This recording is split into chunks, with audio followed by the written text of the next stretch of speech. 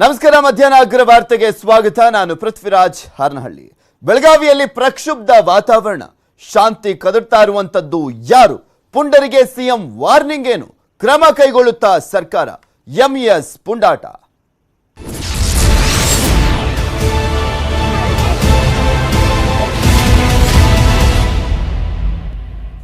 ಬೆಳಗಾವಿಯಲ್ಲಿ ಎಂಇಎಸ್ ಪುಂಡಾಟ ಪ್ರಕರಣಕ್ಕೆ ಸಂಬಂಧಪಟ್ಟಂತೆ ಆರೋಪಿಗಳಿಗೆ 14 ದಿನಗಳ ಕಾಲ ನ್ಯಾಯಾಂಗ ಬಂಧನಕ್ಕೆ ಒಪ್ಪಿಸಲಾಗಿದೆ.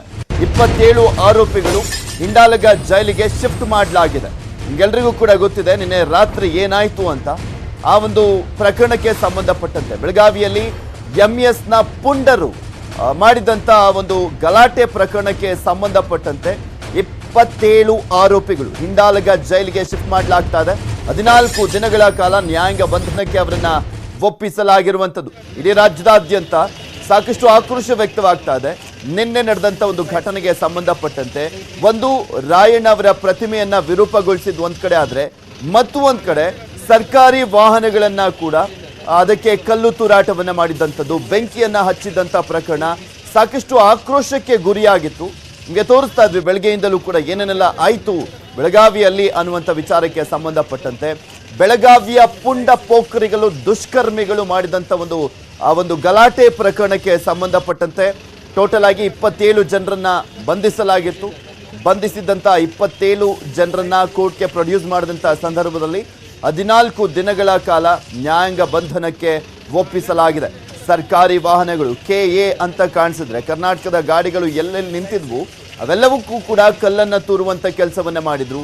ಮತ್ತು ಒಂದ್ ಕಡೆ ಅದಕ್ಕೆ ಬೆಂಕಿ ಹಚ್ಚುವಂತ ಕೆಲಸವನ್ನ ಕೂಡ ಮಾಡಲಾಗಿತ್ತು. ಅದು ಅಧಿವೇಶನ ನಡೆಯುವಂತ ಸಂದರ್ಭದಲ್ಲಿ ಈ ರೀತಿಯಾಗಿ ದೊಡ್ಡ ಮಟ್ಟದ ಗಲಾಟೆ ಆಗಿದ್ದು ಒಂದು ರೀತಿಯಾಗಿ ಆಶ್ಚರ್ಯವನ್ನ ತರಿಸುತ್ತೆ. ಯಾಕೆಂದ್ರೆ ಇಷ್ಟು ದೊಡ್ಡ ಪ್ರಮಾಣದಲ್ಲಿ ಏನು ಬೆಳಗಾವಿಯಲ್ಲಿ ಈ ಒಂದು ಪ್ರಕರಣಕ್ಕೆ ಸಂಬಂಧಪಟ್ಟಂತೆ 27 ಜನರನ್ನ ಬಂಧಿಸಲಾಗಿದೆ. 27 ಜನರನ್ನ ಈಗ ನ್ಯಾಯಾಲಯ 14 ದಿನಗಳ ಕಾಲ ನ್ಯಾಯಾಂಗ ಬಂಧನ ವಿಧಿಸಿದ್ದು ಅವರನ್ನ ಹಿಂಡಲ್ಗ ಜೈಲಿಗೆ ರವಾನೆ ಮಾಡಲಾಗಿದೆ. ನಿನ್ನೆ ರಾತ್ರಿ ಗಲಾಟೆ ಸಂಬಂಧಪಟ್ಟಂತೆ ಅಂದ್ರೆ ಬೆಳಗಾವಿಯ ಧರ್ಮವೀರ ಸಂಭಾಜಿ ವೃತ್ತದಲ್ಲಿ ಏನು ನಿನ್ನೆ ರಾತ್ರಿ ಗಲಾಟೆ ನಡೆದಿತ್ತು, ಆ ವಿಚಾರಕ್ಕೆ ಸಂಬಂಧಪಟ್ಟಂತೆ ಎಲ್ಲರನ್ನೂ ಕೂಡ ಬಂಧಿಸಿ ನ್ಯಾಯಾಂಗ ಬಂಧನಕ್ಕೆ ಒಪ್ಪಿಸಲಾಗಿದೆ. ಮತ್ತೊಂದು ಕಡೆ ಅನೇಕ ಕಡೆಗಳಲ್ಲಿ ಅಂದ್ರೆ ರಾತ್ರಿ ಕನ್ನಡದ ನಾಮಫಲಕ, ಕನ್ನಡದ ಬಾವುಟಗಳನ್ನು ಅಲ್ಲಲ್ಲಿ ಏನು ಮಾಡಲಾಗಿತ್ತು. ಎಲ್ಲ ಕಡೆಗಳು FIR ದಾಖಲೆ ಮಾಡಲಾಗಿದೆ. ಒಟ್ಟು ಬೆಳಗಾವಿಯ ಕಡೆ ಬಜಾರ್ ಕ್ಯಾಂಪ್ ಮತ್ತು ಮಾರ್ಕೆಟ್ ಪೊಲೀಸ್ ಠಾಣೆಯಲ್ಲಿ ಈಗ ಸದ್ಯ ಪ್ರಕರಣ ದಾಖಲಾಗಿದೆ.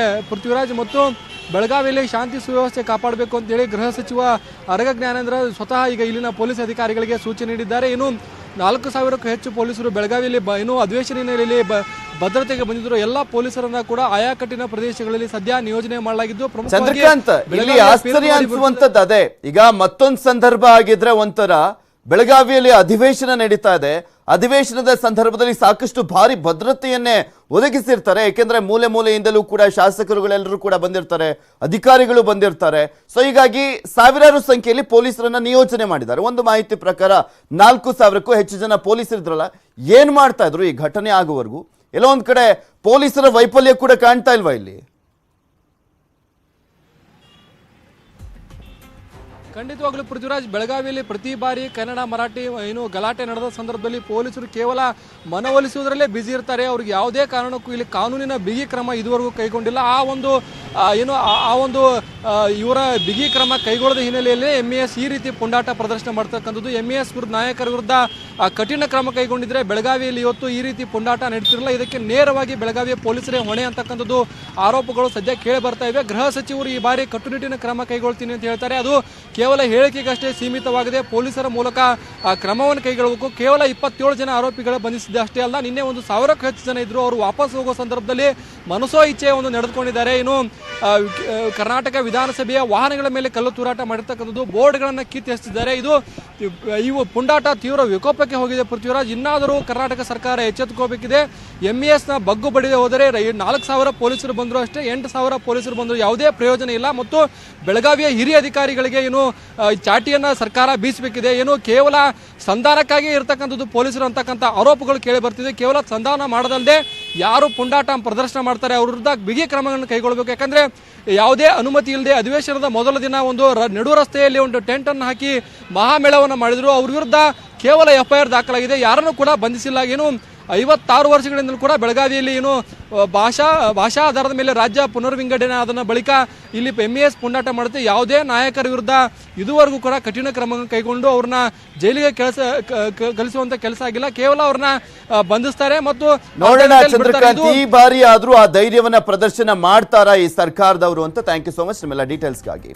ಬೆಳಗಾವಿಯಲ್ಲಿ MES ಕಾರ್ಯಕರ್ತರಿಂದಲೂ ಕೂಡ ರ್ಯಾಲಿಯನ್ನ ಮಾಡಲಾಗ್ತದೆ. ನಿಷೇಧ ಇದ್ದರೂ ಕೂಡ ರ್ಯಾಲಿಯನ್ನ ಮಾಡ್ತಾ ಇದ್ದಾರೆ MES ನವರು. ಶಿವಾಜಿ ಗಾರ್ಡನ್ ಇಂದ DC ಕಚೇರಿಯತ್ತ ಪಾದಯಾತ್ರೆ ನಡೀತಾ ಇರುವಂತದ್ದು. MES ಕಾರ್ಯಕರ್ತರನ್ನ ಅರ್ಧಕ್ಕೆ ತಡೆದಿದ್ದಾರೆ ಖಾಕಿ ಪಡೆಯವರು.